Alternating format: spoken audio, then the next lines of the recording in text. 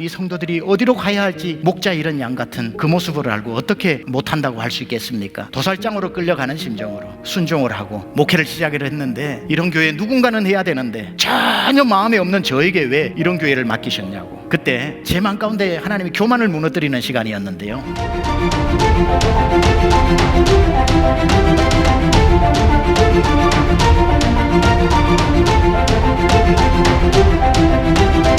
저는 목사로서 참 복을 많이 받은 사람입니다. 이렇게 과분할 정도로 하나님께서 부족한 인생에게 은혜를 베푸셔서 이 많은 복을 주실까 생각해보니 제가 얻을 수 있는 답 하나는 유난히 교회를 사랑하는 마음을 어릴 적부터 부어주셨습니다. 교회가 기쁜 일이 있으면요, 제가 그렇게 기뻤어요. 근데 교회가 아프면요, 마음이 찢어질 것처럼 아팠습니다. 교회는 저의 모든 것이었고 기쁨이었고 꿈이었고 희망이었죠. 달라스의 교회가 하나가 개척되어지고 저희 부부가 부사역자로 담임 목사님의 초빙을 받아서 사역을 시작하게 되었는데, 교회가 성장을 하다가 갑자기 큰 어려움을 닥쳐서 성도의 80%가 다 2주 만에 떠나게 됩니다. 아내와 제가 목사님 사택을 찾아가서 무릎을 꿇었습니다. 그리고 이렇게 말씀을 드렸어요. 목사님, 목회 그만두지 말아주세요. 마태복음 16장 18절에 예수님이 내가 이 반석 위에 내 교회를 세우리니 음부의 권세가 이기지 못한다고 하셨는데, 저는 어떤 교회도 마귀 음부의 권세가 이기지 못하는 거 저는 믿어요. 목사님, 사람이 포기해서 문 닫는 교회는 있을지 몰라도 하나님이 교회가 힘들어졌다고 너 문 닫으라고 하는 교회, 목사님 저는 없다고 생각해요. 목사님, 지금 남아있는 성도 다 떠나고 마지막 성도가 남아있으면 저희 부부가 되겠습니다. 그렇게 목사님하고 약속을 하니 목사님께서 떠나지 않으시고 2년을 더 목회하셨습니다.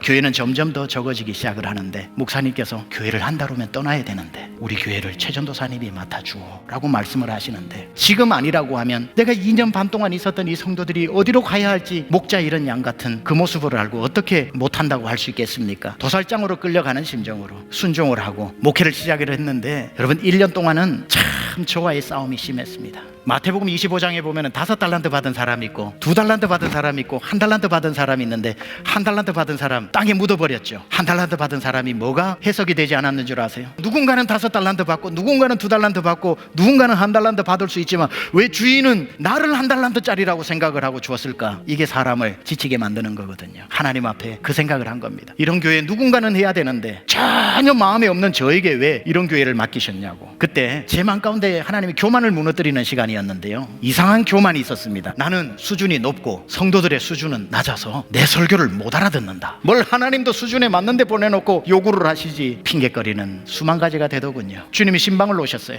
너 1년 동안 나한테 너 수준 높고 성도 수준 낮다고 그랬지. 그럼 내가 오늘 수준 검사 한 번만 해볼게. 너네 교회 어린이 전도사님 있니? 없는데요. 너네 교회 중고등부 전도사님이나 목사님 있니? 없는데요.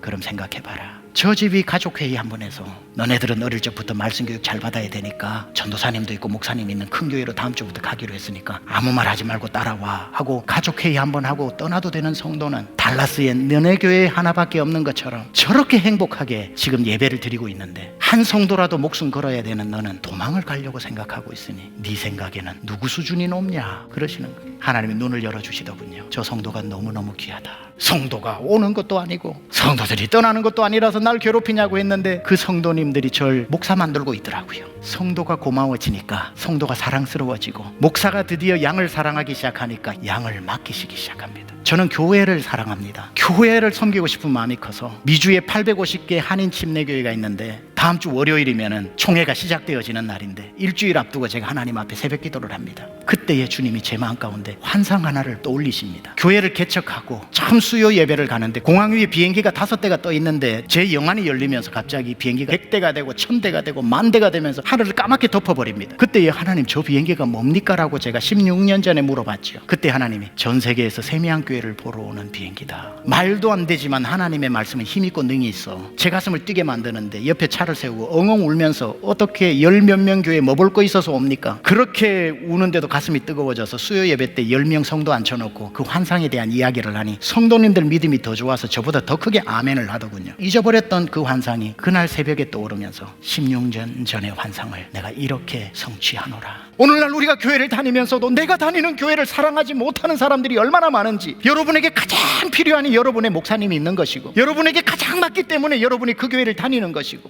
아무리 영상에서 훌륭하게 설교를 하고 있는 분이 있어도 여러분 아플 때 달려가는 목사님은 여러분 목사님밖에 없는데, 여러분 목사님을 사랑하고 하나님은 교회를 포기하신 적 한 번도 없고 교회를 통해 지금도 일하시는 것이고 여러분의 교회를 통해 이루실 하나님의 역사를 기대하시고 그 길을 신실하게 따라가시는 여러분 되시기를 주님의 이름으로 축원합니다.